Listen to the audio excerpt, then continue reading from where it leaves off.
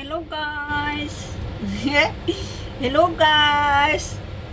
Yan oh, sarap tulog niya. Oh, sarap. What are you doing? Yan oh. Yan lang ang gawa namin dito sa aso ko.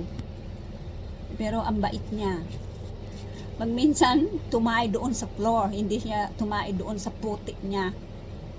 Tapos pinapagalitan ko, alam mo ang ginawa niya, tatakbo doon sa under ng ng lamisa. Marunong 'to. Takot din. Pero lovely ito. Paggising niya sa umaga, pag hindi mo pinapansin, yan, ibubunggo niya yung nguso niya sa puwet mo o kaya kung saan-saan. Ipe-pretend mo, wag mo na siyang wag mo siyang pansinin pag umaga, pag gising niya. Tapos alam mo ang gagawin niya to? Yan, ibubunggo na yung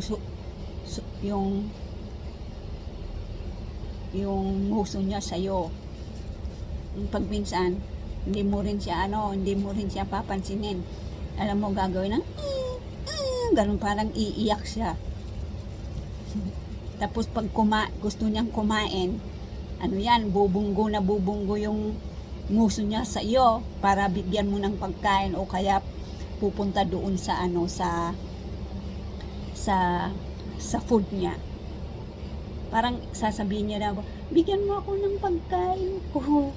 Kasi pupunta doon sa sa mga food niya doon, kasi may food na binili yung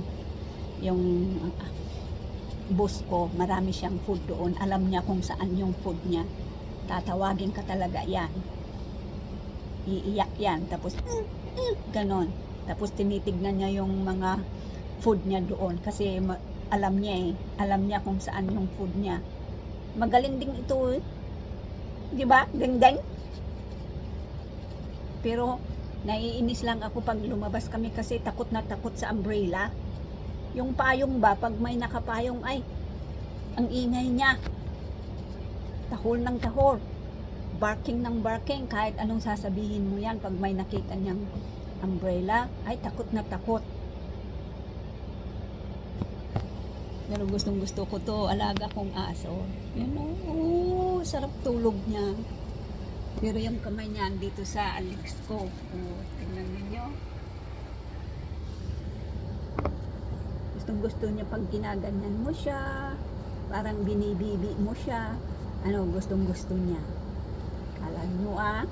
Kala nyo mautak din to mautak din si Dingding pero pag pinagalitan mo yan, tatakbo na yan sa sa ilalim ng lamisa. Pero love ko itong alaga ko. Mga alaga ko kasi malalaki na sila 12 years old. 12 years. 12 years old at saka 16. Yan. Bye-bye guys. Thank you.